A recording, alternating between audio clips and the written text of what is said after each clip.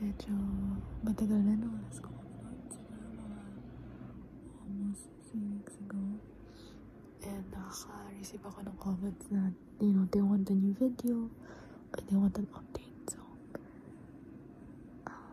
your request is granted. Sinabi ko sa last kong video, sinabi ko na hindi ako ganun ka-busy, pero siguro na-manifest ko siya in a, like, parang opposite ng sinabi ko. Naging busy ako bigla. Kaya wala akong time. Nawalan ako ng time mag-upload ng ASMR video. Bale na wala siya sa pag-iisip ko. But don't worry guys. Don't worry. Kasi late man ako mag-upload, hindi ibig sabihin na hindi na ako mag-post. I am not thinking of quitting anytime soon. Hindi ko naisip na mag-stop na mag-upload ng ASMR videos. Pero okay lang naman sa akin pag nagko-comment kayo na matagal na since last upload ko. Kasi minsan nakakalimutan ko rin talaga. Or nakakalimutan ko mag-upload. So, a few reminders from time to time would be appreciated. So, hindi naman ako na-pressure kasi alam ko naman na lahat kayo or marami sa inyo patient or naghihintay talaga. So, thank you guys. Maraming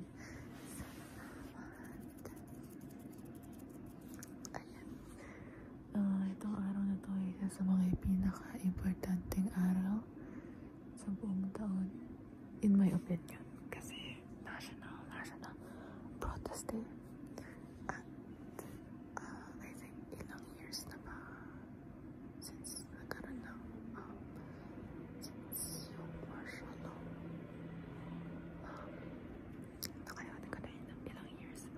But ayan, kung nagprotesta kayo nung umaga or nagprotesta kayo today, I hope you guys are safe. Sana okay kayong lahat and sana nakakain kayo na mabuti, naka-hydrate kayo, lalo na yung hydrate, at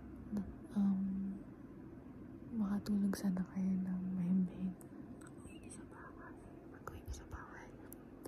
Pupunta dapat ako today, pero medyo nagkaroon ako ng doubts kasi meron akong heart problem. So, bawal ako mapagod. Bawal ako mapagod. And yung masyadong paglalakad. Parang matanda na, no? Pero, ayun, masaklap lang kasi gusto ko talaga pumunta. Kala hindi ako makapunta kasi yun nga, meron akong heart condition, heart problem, and so far na kaya pa naman, like, hindi naman siya sobrang lala unless like sobrang matrigger siya. But ayun, I hope you guys are safe.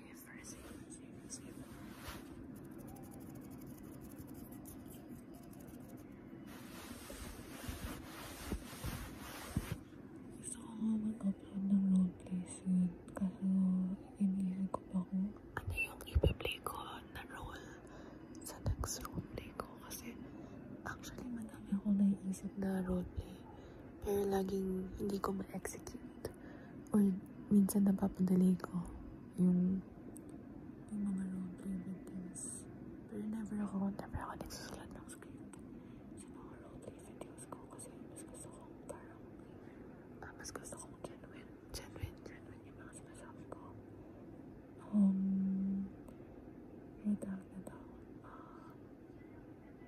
Mahilig din kasi ako sa acting. Hindi ko naisip sa mga artista. Pero yun, mahilig ako sa acting.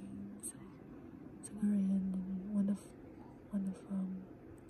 one fact about me is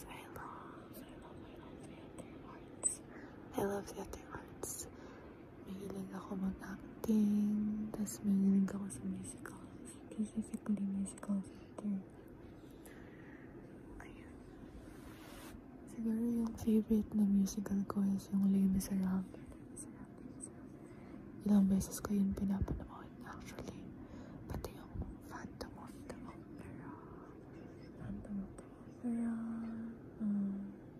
La La Land also counts as a musical and isa rin yun sa mga paborito ko. And actually, madami akong favorite. Pero yung favorite ko talaga na kanta is yung Memory by Cats. Yun yung lagi kong kinakanta sa karaoke. Never, alam mo yung mga ibang tao pag kumakanta sila sa karaoke, yung mga usual yung kinakanta nila, like, yung mga sikat na kanta, or ano. Pero ako pag nagkakaraoke ako, lagi kong kinakanta na musical. Yung mga favorite karaoke songs ko, On My Own, by Lea Salonga. Parang, di ko alam kung si Lea Salonga yung nagsulat nun or nag-start ng kanta na yun, pero isa yun sa mga paborito kong kantahin na palabas yun sa Les Miserables. Tapos yun yung Memory by Cats, yun yung go-to ko talaga na karaoke song. Tapos yun ako, I Dream the Dream, yun isa rin yun sa mga paborito ko. Tapos tuwing kinakanta ko yung I Dream the Dream, sinasabayan ko ng acting. Yung parang OA. Kasi yung kinanta yun ni Anne Hathaway dun sa Les Miserables, parang umiiyak siya, tapos ang dami nangyayari. So ayan.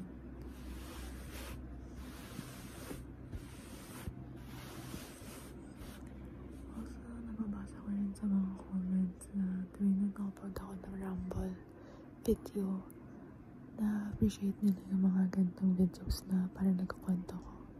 Kasi actually guys, hindi talaga ako mahilig magplano ng ano man yung ina-upload ko. So tuwing mag-asama ako ng video, like i-play ko yung video, parang on the spot lang ako nakakaisip. And nag-work well yun for me na impromptu instead of planned. Although planner din naman ako, pero pagdating sa ASMR, mas gusto ko na unplanned.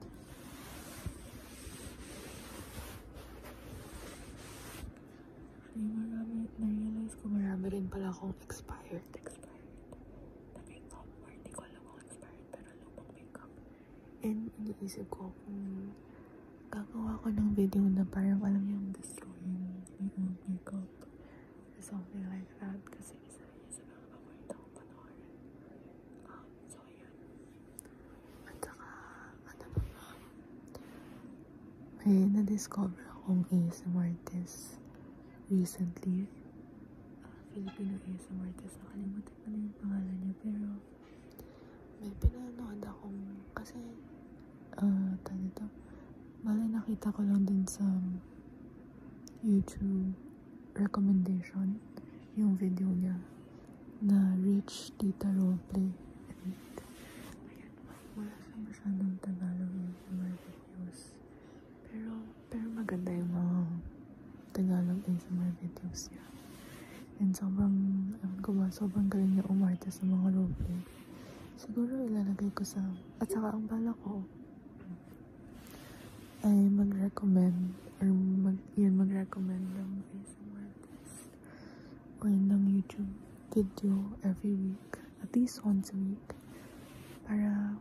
para i-share lang yung content nila, lalo na yung mga medyo low-key na ASMR artist or wala masyadong fan base or wala masyadong views. And as much as possible, gusto ko i-promote yung mga Filipino ASMR artists, kasi feeling ko sobrang kakaunti lang namin. So ayan.